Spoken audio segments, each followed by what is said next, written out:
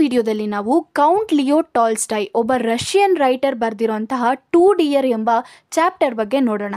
So two dear ಅಂತ ಅಂದ್ರೇನು? Two dear ಅಂದರೆ ಟೂ ಎಕ್ಸ್ಪೆನ್ಸಿವ್ ಅಂತ ಅರ್ಥ. ಯಾವತ್ತೂ ಒಂದು ಕೊಲೆನೂ ಆಗದಲ್ಲೇ ಇರುವಂತಹ ಒಂದು ಸಣ್ಣ ಮೊನಾಕೋ ಅನ್ನೋ ರಾಜ್ಯದಲ್ಲಿ ಇವಾಗ ಕೊಲೆ ಆಗಿದೆ.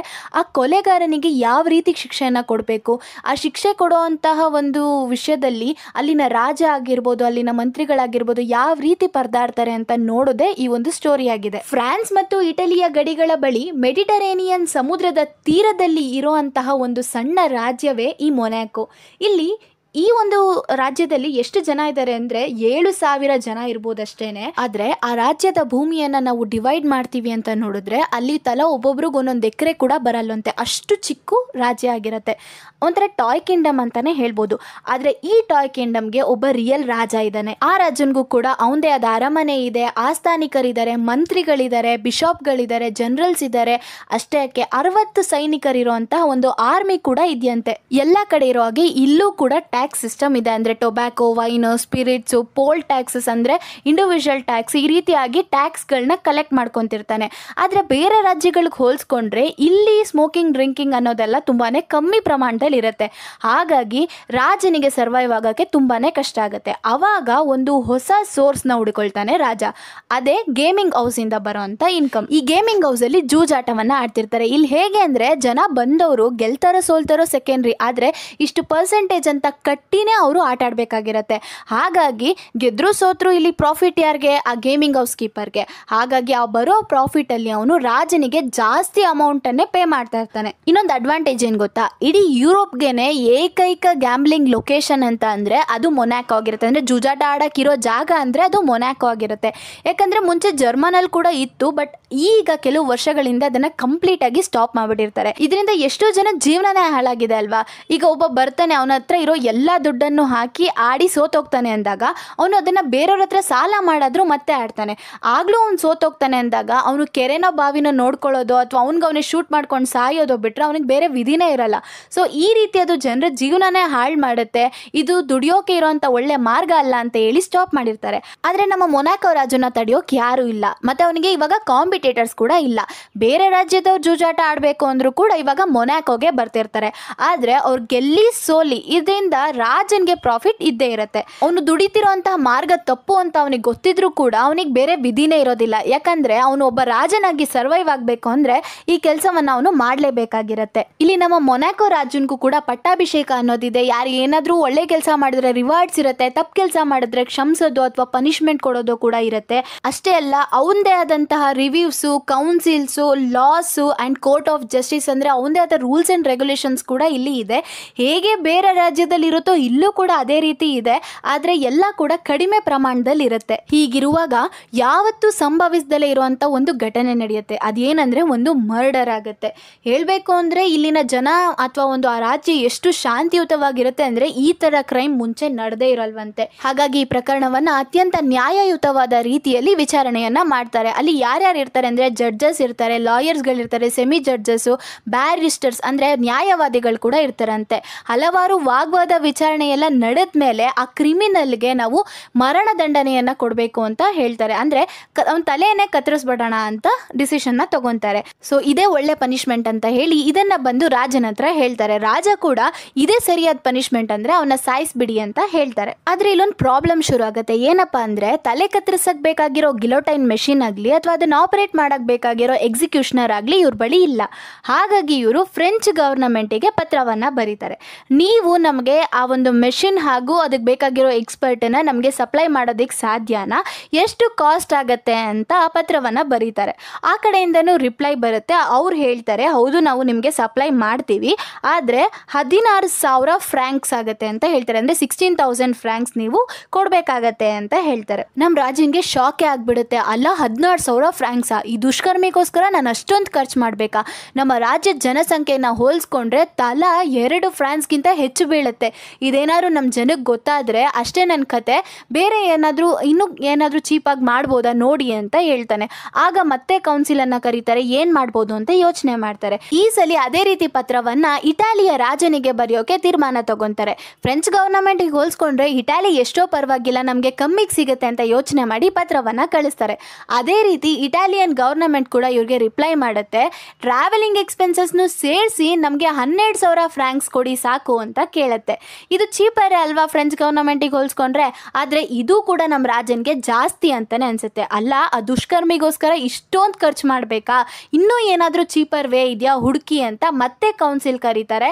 ಮತ್ತೆ ಡಿಸ್ಕಷನ್ ಸ್ಟಾರ್ಟ್ ಆಗುತ್ತೆ. ಈಗ ಮತ್ತೆ ಒಂದು ಡಿಸಿಷನ್ನ ತಗೊಂತಾರೆ. ಇದನ್ನು ಯಾಕೆ ನಾವು ಸೋಲ್ಜರ್ ಕೈಯಲ್ಲಿ ಮಾಡಿಸ್ಬಾರ್ದು, ಈ ಮೆಷಿನ್ ಎಕ್ಸ್ಪರ್ಟ್ ಎಲ್ಲ ಏಂತಿಕೆ, ಒಬ್ಬ ಸೈನಿಕನ ಕೈಯಿಂದ ಇದನ್ನು ನಾವು ಮಾಡಿಸೋಣ. ಯಾಕಂದರೆ ಅವನು ಯುದ್ಧಗಳನ್ನೆಲ್ಲ ಮಾಡಿರ್ತಾನೆ, ಸೊ ಅವನು ಜನರನ್ನು ಸಾಯಿಸೋದಕ್ಕೆಲ್ಲ ತಲೆ ಕೆಡಿಸ್ಕೊಳ್ಳಲ್ಲ. ಅಷ್ಟೇ ಅಲ್ಲ, ಅವನು ವೆಲ್ ಟ್ರೈನ್ಡ್ ಆಗಿರ್ತಾನೆ. ಹಾಗಾಗಿ ನಾವು ಯಾರಾದರೂ ಸೋಲ್ಜರ್ಸ್ನ ಮಾಡಿಸ್ಬೋದಲ್ವಾ ಅಂತ ಹೇಳಿ ಜನರಲ್ಲೂ ಹೋಗಿ ಸೋಲ್ಜರ್ಸ್ ಹತ್ರ ಮಾತಾಡ್ತಾನೆ. ಯಾರಾದರೂ ಈ ಕೆಲಸವನ್ನು ಮಾಡೋಕ್ಕೆ ತಯಾರಿದ್ದೀರಾ ಅಂತ ಕೇಳಿದಾಗ ಯಾವ ಸೋಲ್ಜರ್ಸು ಒಪ್ಕೊಳ್ಳಲ್ಲ. ಎಲ್ಲ ಹೇಳೋದು ಇಷ್ಟೇ, ನೋ, ನಮಗೆ ಅದನ್ನು ಹೇಗೆ ಮಾಡಬೇಕು ಅಂತಲೂ ಗೊತ್ತಿಲ್ಲ, ನಮ್ಗೆ ಅದನ್ನು ಯಾರೂ ಹೇಳ್ಕೊಟ್ಟಿಲ್ಲ ಅಂತ ಹೇಳಿಬಿಟ್ಟು ಸೋಲ್ಜರ್ಸ್ ಯಾರೂ ಮುಂದೆ ಬರೋಲ್ಲ. ಈಗ ಮತ್ತೆ ಏನು ಮಾಡಬೇಕು ಅಂತ ಗೊತ್ತಾಗ್ದಲೇ ಕೌನ್ಸಿಲ್ ಕರೆದು ಮಿನಿಸ್ಟರ್ಸ್ನ ಕರೆದು ಎಲ್ಲ ಡಿಸ್ಕಷನ್ಸ್ ಆದಮೇಲೆ ಮತ್ತೆ ಒಂದು ಡಿಸಿಷನಿಗೆ ಬರ್ತಾರೆ. ಇವನಿಗೆ ಮರಣದಂಡನೆ ಶಿಕ್ಷೆನೇ ಕೊಡೋದು ಬೇಡ, ಇವನಿಗೆ ಜೀವಾವಧಿ ಶಿಕ್ಷೆಯನ್ನು ಕೊಟ್ಬಿಡೋಣ. ಆವಾಗ ರಾಜ ಇವನ ಮೇಲೆ ಕರುಣೆ ತೋರಿಸ್ದಂಗೂ ಆಗತ್ತೆ, ಇದು ನಮಗೂ ಕೂಡ ಚೀಪ್ ಆ್ಯಂಡ್ ಬೆಸ್ಟಲ್ಲಿ ಅಂತ ಕೆಲಸ ಆಗಿದೆ. ಸೊ ಇದನ್ನ ರಾಜನ್ಗೆ ಹೋಗಿ ಹೇಳ್ತಾರೆ. ರಾಜ ಕೂಡ ಓಕೆ ಅಂತ ಹೇಳ್ತಾನೆ. ಆದ್ರೆ ಇಲ್ಲೂ ಒಂದು ಪ್ರಾಬ್ಲಮ್ ಕ್ರಿಯೇಟ್ ಆಗುತ್ತೆ. ಏನಪ್ಪಾ ಅಂದ್ರೆ, ಆ ವ್ಯಕ್ತಿನ ಜೈಲ್ಗೆ ಹಾಕಕ್ಕೆ ಇಲ್ಲಿ ಜೈಲೇ ಇಲ್ಲ, ಏನೋ ಒಂದು ಚಿಕ್ಕ ಲಾಕಪ್ನ ಇಟ್ಕೊಂಡಿರ್ತಾರೆ ಟೆಂಪರವರಿಗೆ ಅಂತ. ಆದ್ರೆ ಈಗ ಇನ್ನು ಲೈಫ್ ಟೈಮ್ ಕುಡಿಕ್ಬೇಕು, ಅದು ಭದ್ರತೆ ಇಲ್ಲ, ಏನಿಲ್ಲ, ಏನಪ್ಪಾ ಮಾಡೋದು ಅಂತ ಯೋಚನೆ ಮಾಡ್ತಾರೆ. ಬಟ್ ಫೈನಲಿ ಅದಕ್ಕೂ ಒಂದು ಸೊಲ್ಯೂಷನ್ನ ಕಂಡುಕೊಂಡು ಅಲ್ಲೇ ಒಬ್ಬ ಗಾರ್ಡನ್ನು ನೇಮಿಸಿ ಅವನ್ನ ನೋಡ್ಕೊತಾ ಇರಬೇಕು, ಮತ್ತು ಪ್ಯಾಲೇಸ್ ಕಿಚನಿಂದ ಅವನಿಗೆ ಊಟವನ್ನು ತಂದುಕೊಡ್ಬೇಕು. ಇಷ್ಟು ಅವನ ಕೆಲಸ ಆಗಿರುತ್ತೆ. ಇದೇ ರೀತಿ 1 ವರ್ಷ ಕಳೆದೋಗುತ್ತೆ. 1 ವರ್ಷ ಆದಮೇಲೆ ರಾಜ ಹಿಂಗೆ ಅಕೌಂಟ್ಸ್ನೆಲ್ಲ ಚೆಕ್ ಮಾಡಿಕೊಂಡು ಇನ್ಕಮ್ ಎಕ್ಸ್ಪೆಂಡಿಚರ್ನೆಲ್ಲ ನೋಡುವಾಗ ಅವನಿಗೆ ಎಲ್ಲೋ ಒಂದು ಕಡೆ ಜಾಸ್ತಿ ಖರ್ಚಾಗ್ತಿರೋದು ಕಂಡು ಬರುತ್ತೆ. ಹೆಂಗೆ ಏನು ಅಂತ ನೋಡಿದಾಗ ಸುಮಾರು 600 ಫ್ರಾನ್ಸ್ಗಿಂತ ಹೆಚ್ಚು ಖರ್ಚು ಬರೀ ಆ ವ್ಯಕ್ತಿನ ನೋಡ್ಕೊಳ್ಳೋದಕ್ಕೆ ಆಗ್ತಾ ಇರುತ್ತೆ. ಅಂದರೆ ಕೊಲೆಗಾರ ಏನಿದ್ದಾನೆ ಅವನ್ನ ನೋಡ್ಕೊಳ್ಳೋಕ್ಕೆ ಆಗ್ತಿರುತ್ತೆ.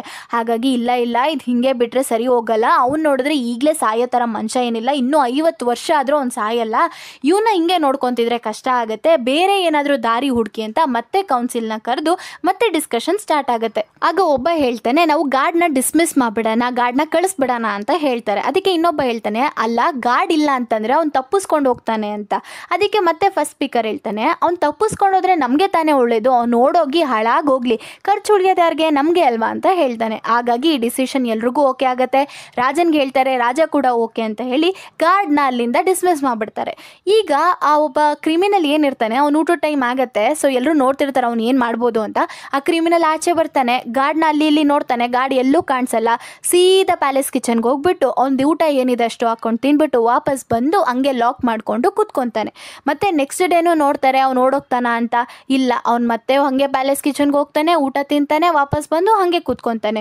ಅವ್ನು ತಪ್ಪಿಸ್ಕೊಳ್ಳೋಂಥ ಯಾವ ಲಕ್ಷಣನೂ ಕಾಣಿಸ್ತಿರಲ್ಲ. ಹಾಗಾಗಿ ಇದ್ಯಾಕೋ ಆಗೋ ಕೆಲಸ ಅಲ್ಲ, ಅವನ್ನೇ ಕರೆಸಿ ನಾವು ಡೈರೆಕ್ಟಾಗಿ ಮಾತಾಡ್ಬಿಡೋಣ, ನೀನು ಇನ್ನು ಇಟ್ಕೊಳ್ಳೋಕ್ಕಾಗಲ್ಲ ಕಣಪ್ಪ, ನಮಗೆ ಹೊರಟೋಗು ಅಂತ ಹೇಳೋಣ ಅಂದ್ಬಿಟ್ಟು ಅವನ ನ್ಯಾಯಾಧೀಶರ ಬಳಿ ಕರ್ಕೊಂಡು ಬರ್ತಾರೆ. ಆಗ ಅವರು ಹೇಳ್ತಾರೆ, ನೀನು ಯಾಕೆ ಓಡೋಗ್ಬಾರ್ದು, ನಿನಗಿಟ್ಟಿದ್ದ ಕಾವಲುಗಾರನೂ ಇವಾಗಿಲ್ಲ, ನೀನು ಎಲ್ಲಿಗೆ ಬೇಕಾದರೂ ಹೋಗ್ಬೋದು, ರಾಜಂಗೂ ಕೂಡ ಯಾವುದೇ ರೀತಿ ಅಭ್ಯಂತರ ಇಲ್ಲ, ನೀನು ಯಾಕೆ ಹೋಗ್ತಾ ಇಲ್ಲ ಅಂತ ಹೇಳಿದಾಗ ಅವನು ಹೇಳ್ತಾನೆ, ನನಗೆ ಗೊತ್ತು ರಾಜಂಗೆ ಯಾವುದೇ ರೀತಿ ಅಭ್ಯಂತರ ಇಲ್ಲ ಅನ್ನೋದು ನಾನು ಹೇಳಬಲ್ಲೆ, ಆದರೆ ನಾನು ಎಲ್ಲಿಗೆ ಅಂತ ಹೋಗಲಿ, ಏನು ಕೆಲಸ ಅಂತ ಮಾಡಲಿ, ನೀವು ಕೊಟ್ಟಿರೋ ಶಿಕ್ಷೆಯಿಂದ ನನ್ನ ಕ್ಯಾರೆಕ್ಟರ್ನೇ ಹಾಳು ಮಾಡಿಬಿಟ್ಟಿದ್ದೀರಾ.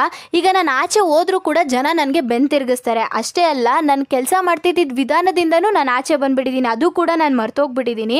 ನೀವು ನನ್ನ ಎಷ್ಟು ಕೆಟ್ಟದಾಗಿ ಟ್ರೀಟ್ ಮಾಡಿದ್ದೀರಾ ಅಂತಂದರೆ ಅದು ನ್ಯಾಯನೇ ಅಲ್ಲ. ಮೊದಲು ನೀವು ಹೇಳಿದ್ದೇನಂತ, ನನಗೆ ಮರಣದಂಡನೆ ವಿಧಿಸ್ತೀನಿ ಅಂತ ಹೇಳಿದ್ರಿ, ಅದ್ರ ಪ್ರಕಾರ ನೀವು ನನ್ನ ಗಲ್ಲಿಗೇರಿಸ್ಬೇಕಿತ್ತು, ಅದನ್ನು ಮಾಡಿದ್ರಾ? ಇಲ್ಲ. ಆಗ್ಲೇನಾದರೂ ನಾನು ನಿಮ್ಮ ಹತ್ರ ಬಂದು ಕಂಪ್ಲೇಂಟ್ ಮಾಡೋದನ್ನ?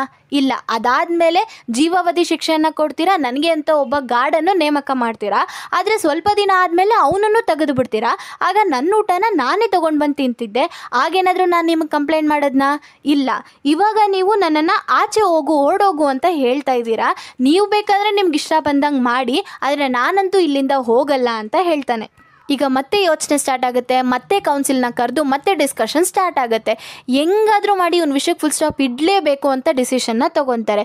ಏನು ಪ್ಲ್ಯಾನ್ ಮಾಡ್ತಾರೆ ಅಂದರೆ ಇವನ್ನ ಕಳಿಸ್ಬಿಟ್ಟು ಇವನಿಗೆ ವರ್ಷ ಇಷ್ಟು ಪೆನ್ಷನ್ ಥರ ಅಮೌಂಟನ್ನು ಕೊಡ್ತೀವಿ ಅಂತ ಹೇಳೋಣ, ಅವಾಗ ಅವನು ಒಪ್ಕೊತಾನೆ ಅಂತ ಡಿಸಿಷನ್ನ ತೊಗೊತಾರೆ. ಸೊ ಪೆನ್ಷನನ್ನು 600 ಫ್ರಾಂಕ್ಸಿಗೆ ಫಿಕ್ಸ್ ಮಾಡ್ತಾರೆ. ಅವನು ಕೇಳ್ತಾರೆ. ಆಗ ಅವನು ನೀವು ನನಗೆ ರೆಗ್ಯುಲರಾಗಿ ಪೇ ಮಾಡ್ತೀರಾ ಅಂದರೆ ನನಗೂ ಯಾವುದೇ ರೀತಿ ಅಭ್ಯಂತರ ಇಲ್ಲ, ನಾನು ಹೋಗ್ತೀನಿ ಅಂತ ಹೇಳ್ತಾನೆ. ಸೊ ಅಲ್ಲಿಗೆ ಮ್ಯಾಟರ್ ಸೆಟಲ್ ಆಗುತ್ತೆ. ಅವನ ಒಂದು ವರ್ಷದ ಹಣದಲ್ಲಿ 1/3 ಆಫ್ ಅಮೌಂಟ್ ಅಂದರೆ 1/3 ಹಣವನ್ನು ಅಡ್ವಾನ್ಸ್ ಆಗಿ ಈಸ್ಕೊಂಡು ಅಲ್ಲಿಂದ ಹೊರಡ್ತಾನೆ. ಗಡಿಯಿಂದ ಆಚೆ ನೆಲೆಸಿ ಅಲ್ಲೇ ಒಂದು ಲ್ಯಾಂಡನ್ನು ಪರ್ಚೇಸ್ ಮಾಡಿ ಗಾರ್ಡನಿಂಗನ್ನು ಶುರು ಮಾಡ್ತಾನೆ. ಅದರಲ್ಲೇ ಜೀವನವನ್ನು ನಡೆಸ್ತಿರ್ತಾನೆ. ಅವ್ನ ಟೈಮ್ ಬಂದಾಗ ಕರೆಕ್ಟಾಗಿ ಬಂದು ಪೆನ್ಷನನ್ನು ಕಲೆಕ್ಟ್ ಮಾಡ್ಕೊತಾನೆ. ಹಂಗೆ ಹೋಗ್ತಾ ಗೇಮಿಂಗ್ ಹೌಸಿಗೆ ಹೋಗಿ 2-3 ಫ್ರಾಂಕ್ಸ್ನ ಇನ್ವೆಸ್ಟ್ ಮಾಡಿ ಆಟವನ್ನು ಆಡ್ತಾನೆ. ಅದರಲ್ಲಿ ಗೆಲ್ಬೋದು, ಸೋಲ್ಬೋದು, ಅದರಿಂದ ನೆಕ್ಸ್ಟ್ ವಾಪಸ್ ಮನೆಗೆ ಹೋಗ್ತಿರ್ತಾನೆ.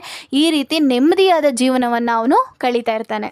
ಒಂದು ಒಳ್ಳೆ ವಿಷಯ ಏನಪ್ಪ ಅಂತಂದರೆ, ಆ ಮೊನಾಕೋ ಕಿಂಗ್ಡಮಲ್ಲಿ ಒಬ್ಬ ಕ್ರಿಮಿನಲ್ನ ಏನೂ ಮಾಡ್ಕೊಳಕ್ಕಾಗಲ್ಲ, ಎಲ್ಲದಕ್ಕೂ ಖರ್ಚು ವೆಚ್ಚ ಅಂತ ಲೆಕ್ಕಾಚಾರ ಹಾಕ್ತಾರೆ ಅನ್ನೋ ವಿಷಯ ಆ ಕ್ರಿಮಿನಲ್ಗೆ ಗೊತ್ತಿದ್ರೂ ಕೂಡ ಅವ್ನು ಯಾವತ್ತೂ ಇನ್ನು ಮುಂದೆ ಯಾವುದೇ ರೀತಿ ಮರ್ಡರ್ನಾಗಲಿ ಕ್ರೈಮ್ನಾಗಲಿ ಮಾಡೋದಕ್ಕೆ ಹೋಗಲ್ಲ. ಅದೊಂದು ಒಳ್ಳೆ ವಿಷಯ ಅಂತಲೇ ಹೇಳ್ಬೋದು.